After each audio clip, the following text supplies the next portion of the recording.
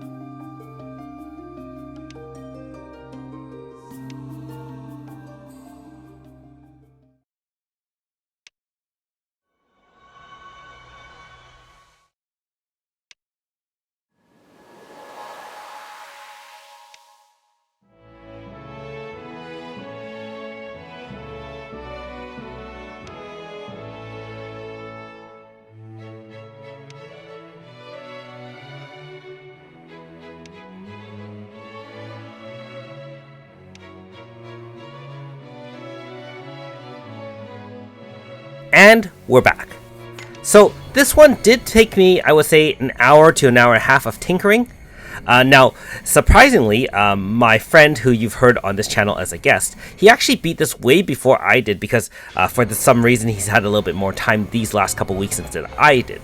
That being said, his team was Efi, Yakumo, ES-Tuva, and I think it was it's Alter Iska. So a full Shade team with support, and he said, why don't you use Shade, Will?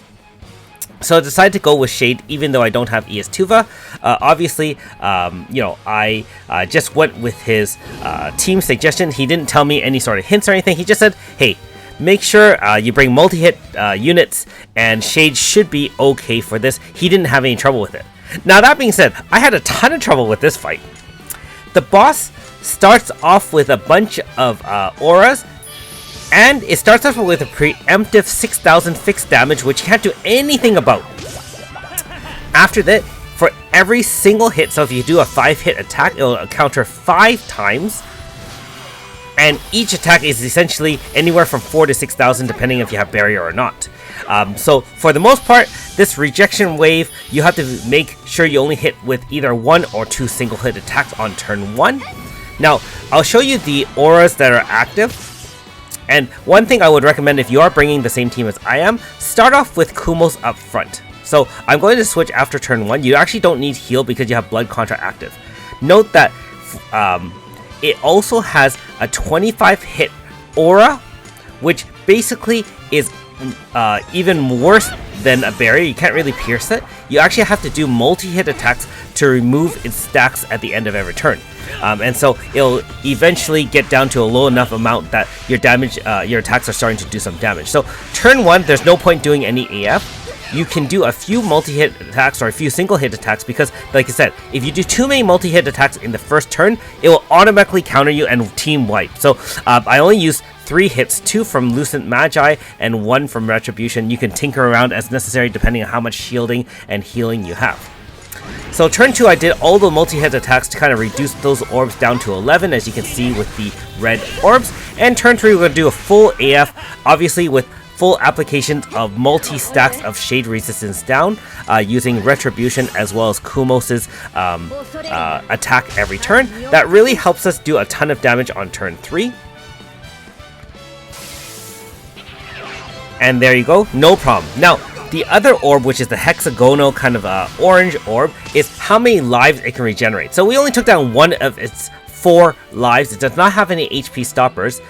It does have a fixed rotation, and the rotation actually changes as the fight goes on. So I know a lot of people have already done very low turn clears. This is actually a very ugly, long fight for me, and so I tried to figure out the rotation and counter accordingly. So this is more like almost like a homage to some of the older fights I've had in the past, so at least it gave me some time to kind of see the fights and counter accordingly. So this Logos Catharsis, the turn after this is when it's going to do that counter attack, and so again, make sure if you're using an Efi led team, check your number of blood contracts active, and make sure you don't do too many attacks during the if you don't have that many blood contracts to counter this auto counter of it. And it only lasts 1 turn, so this is turn 5, and so I counted kind of like every 5 turns or so, 1, 5, 9, so on and so forth, and you can just adjust, and I'll just mention it as I do. So there you go, rejection wave. And so note that the other 3 units did not attack. Only Yakumo is doing a single attack with Retribution, and it will get countered with a single attack of a rejection wave. Now keep in mind that with enough mitigation and stuff like that, you're only taking, like I said, anywhere from 2k to 4k to 6k. When you first start the first fight, you actually take a lot more damage. At this point, after each HP stopper is revived, it restarts that 25 hit barrier. And so once you have gotten through that I guess the counter attack, you can feel free to AF, because basically at each bar that you bring down from HP, it'll do a 1-hit kill, and it'll kill 1 of your units off. And so you want to really ideally have 2 blood contracts or more when you do an AF, so that 1 is countered, 1 dies right there, and then you'll get 1 other hit from the at the HP stopper. So keep that in mind, that you really want to play around with it. I also put Yakumo right next to Ify so that his blood contract would be absorbed last. And the reason why I put that there is because he relies on the risk taker lunatic effect from blood contract to do maximum damage. And so if you want that to be active, you want to put him there so he will be last to consume blood contract if he's tanking a hit. Now at this stage, after 2 HP bars are down, you'll see some new moves, cross end, both a fire one, and then there's also going to be a shade version too. And so when you were playing around in shade zone, that will do a lot more damage. But at the end of the day, these are AoEs anyways, and so your blood contract will tank the hit as long as you have at least one active. So we still have a couple of blood contracts active, and so what we're going to do is we're going to just make sure we have a AF bar charge. At this point, if you're wondering why I was pausing, I wasn't sure whether or not this would be the turn that it does you know, counter, and I just want to look for it. So again, Logos Catharsis is what we're looking for, and there you go. And so right now, after Eva took the hit, we only had one blood contract, but for some reason it has that Ultra Savior as well. So this is where I was not expecting 3 hits in a row, because this was a new rotation. I was going to reset the fight, but since I had enough charges from Kumos charging +1, which is 2 charges per turn in Shade Zone, I decided to bring everyone back from the dead using my other sidekick, Tetra. I know this is an ugly fight, a long fight, you can say a non-eleganto fight. However, I decided to plug through and see if I could win, and if I did, I would show you the ugly video. If I can't win, then, you know, I would reset and start again. And so, surprisingly, I was able to win. Now, if you're wondering how I survived and Ify survived, she does have a 9 lives Grasta, so when she got team wiped, that single hit only left her alive, and because I didn't do any attacks that turn, the rejection, which is the auto counter, only attacked once. I did no attack, so it automatically attacks once for sure, and for each additional hit, it'll then counter again. At this point, now that we don't have to worry about it, we can just reapply our blood contract and see where we're at. Again, I wasn't sure of the rotation, how it changed, so I just wanted to make sure I drained all those 25 orbs down. Remember, we need multi-hits to get rid of them. And again, you can see a new move, Quo Vadis, Dominate, and all these other fire moves which I didn't know existed. Like I said, I think the rotation did change as you bring down each HP bar. Now at this point, we really don't have to worry about anything. We only have 1 blood contract active, and so I did not want to AF just in case I took an extra hit during the counter after I destroyed the HP bar, because it still has 1 hexagonal orb, which means after this we'll have 1 full HP bar. And so I decided to just play it safe, just do a single attack. At most it'll do 1 attack per turn, other than the HP bar and so on and so forth. So there's a cross end, which again is relatively new. Now we have now used up all our blood contracts. So this is what I mean by I waited it out, and there is a strategy here using Ify, especially in some of these advanced fights where you really want to make sure you don't get caught after any HP stopper with no blood contract orb active. So since we have a full AF bar, I can start off with the the blood contract applying move. Activates everyone doing shade attacks, which helps complete the bar and maintain the bar. And then we refreshed all those blood contracts there, so that we have 3 at the end of this AF bar. We also cast Karma to make sure that we have full MP for Yakumo, because he's really our main DPS.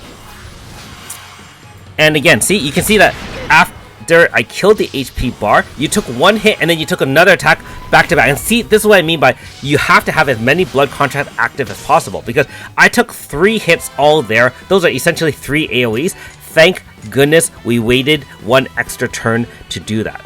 Now again, reminder that when you do refresh when you do kill off an HP bar, you now see a full 25 orbs. And again, I played it very safe here, only a single attack, just in case anything weird like that would happen. And you can see the rejection wave, which again, the counter attack. Remember that I think it's only every 5 turns, so every 4, I guess. Turn 1, turn 5, and so on and so forth. We're probably at turn 13, I haven't even checked yet, but because I only did 1 attack, we only got hit with this self-rejection or rejection wave 1+1, which is a total of 2. Again, a reminder that it will attack you at least once with the rejection wave, and 1 additional for every single hit that you do. Now, I don't have ES Tuva, but I imagine that those end of turn hits that ES Tuva adds to, end of attack hits that ES Tuva adds to each attack that's a shade probably does not trigger those counters. Now, I can be completely wrong about that, or at the very least, you have after the self-rejection or rejection wave, you can just use that move to hit extra hits so that you wear down those orbs faster. So obviously multi-hit units are best, but you still have to watch when you can do single hits and when you can do multi-hits. So pretty ugly fight, not really skillful. I relied on both pets, super power crept, and so on and so forth in terms of waiting for powerful units to beat this. I'm sure there are other YouTube videos that probably show better clears than I am, but for the vast majority of you who might want to see what the boss actually does, well, this is a longer fight and you can see how challenging it really can be. Anyways, at the end of this fight, there's just one little bit to wrap up. So again, I will stop talking now and let you watch the rest of the video in peace. Lodo is at the end of this clip before the final ending, and again, watch out for some tears to be shed at the ending itself. Anyways, I'm so glad to beat this boss. It took a little while, and I know it's 2 weeks after the fact of the release, but I haven't had time until this weekend to actually tinker around with some experimentation, and there you go, an extra 100 stones. Thanks for watching. We'll see you next time.